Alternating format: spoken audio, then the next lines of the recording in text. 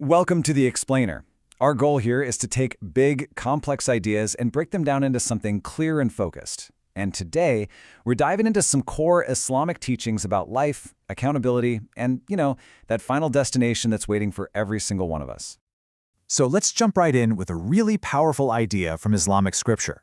Think about that for a second. This one verse basically frames our entire lives. It's saying that everything we do, every moment, every action, every thought, is part of this great effort, this constant striving towards an unavoidable meeting with our Creator. So what does that really mean for us? Well, this whole perspective is asking us to look at our lives differently, not as just a bunch of random things happening, but as one single purposeful journey. It's like we're always moving forward, and there's a guaranteed endpoint. And when you think about it like that, it kind of completely changes how you see the little things, your day-to-day life, right? And every single minute that ticks by, well, that's another step closer. It doesn't matter if we're paying attention or not. The journey just keeps going. Each minute is one step closer to that final, unavoidable destination.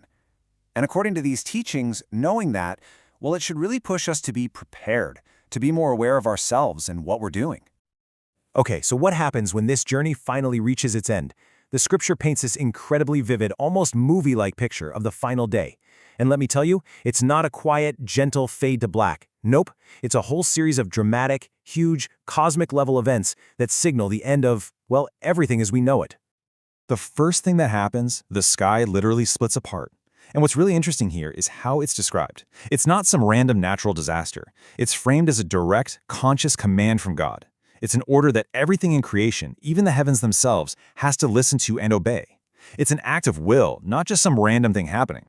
And then, after the heavens, it's the earth's turn. The very ground we walk on gets completely transformed. The description says it's stretched out, expanded, spread wide, almost like it's being prepped, like a stage being set for this huge, momentous event that's about to go down. And this is where it gets really intense. This leads to a moment of total, complete revelation. The earth literally empties itself out, casting out everything that was buried and hidden inside it.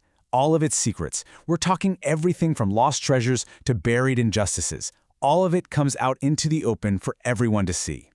So on this day of reckoning, all that stuff we chase in life, power, money, job titles, all of it becomes totally and completely irrelevant, useless. The one and only thing that's going to matter is the record of your life. Yeah, this book of record. It's described as the ultimate decider of our fate. But it's not just a simple checklist of good versus bad. It's a full, complete account of everything we went through and what we learned, or failed to learn from it all. And to really get our heads around how complex this can be, the source material gives us a pretty powerful historical example. Let's talk about the paradox of one particular scientist. This is a guy who, on one hand, developed a process for making ammonia, but on the other, he also weaponized chlorine gas. I mean, his life's work had these two wildly different impacts on the world, creating this incredible paradox that just perfectly shows how complicated this book of record could be. Okay, so let's break that down. On one side of the ledger, his work with ammonia, it totally changed agriculture. We're talking about feeding and saving literally millions of people, a life giver. But on the other side, his invention of chlorine gas was used as this horrific weapon in World War I. It caused these awful, agonizing deaths where people basically drowned in their own fluids. A life taker. See? This is just a perfect example of that complex mix of good and bad that this book of record is supposed to hold. So, depending on what's in that complicated book, there are two very, very different outcomes waiting for every soul. Two final destinies that split off completely based on the kind of life a person led. And the difference couldn't be more clear. There are those who get their book in their right hand. For them, the judgment is easy, and they get to go back to their people, full of joy. But then, there are those who get their book from behind their back, and they will actually cry out for their own destruction right before entering a blazing fire. It's a pretty stark contrast. So, what kind of mindset leads someone down that second path? To get a better idea, we can look at a tragic moment in history, the fall of Baghdad. See, when the Caliph was warned that the Mongol army was on its way, he made this declaration, basically saying, hey, we're Muslims, God's on our side. He truly believed that divine help would just show up and save them without him having to do anything. But that's not what happened. What happened next was a massacre. At least 200,000 people were killed. And this shocking result really highlights a critical point from the teachings. What the Caliph showed wasn't some deep, profound faith. It was foolishness disguised as faith. And the thing is, on that final day of judgment, that kind of foolishness, it's not going to fly as an excuse. And all of this brings us to our final point, which is maybe the most personal takeaway from all of this. It's a really strong critique of what we sometimes call ignorant bliss.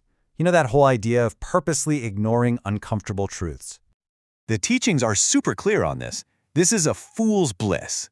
The comparison they use is perfect. It's like someone who thinks they might have a serious disease but refuses to go to the doctor for a diagnosis because they'd rather just not know. It's a happiness that's totally temporary because it's built on a foundation of just choosing to be ignorant. So the ultimate message here is a direct call to action. Reject that kind of ignorance. It's really a plea for us to live consciously, to constantly look at ourselves in the mirror, and have the guts to make informed decisions about our lives and our choices, especially when it's hard. And so, here we are, this huge, cosmic journey we've been talking about. It all comes down to something incredibly personal, doesn't it? The real challenge is for each of us to look at our own lives, our own actions, our own experiences. And so we're left with this one really provocative question.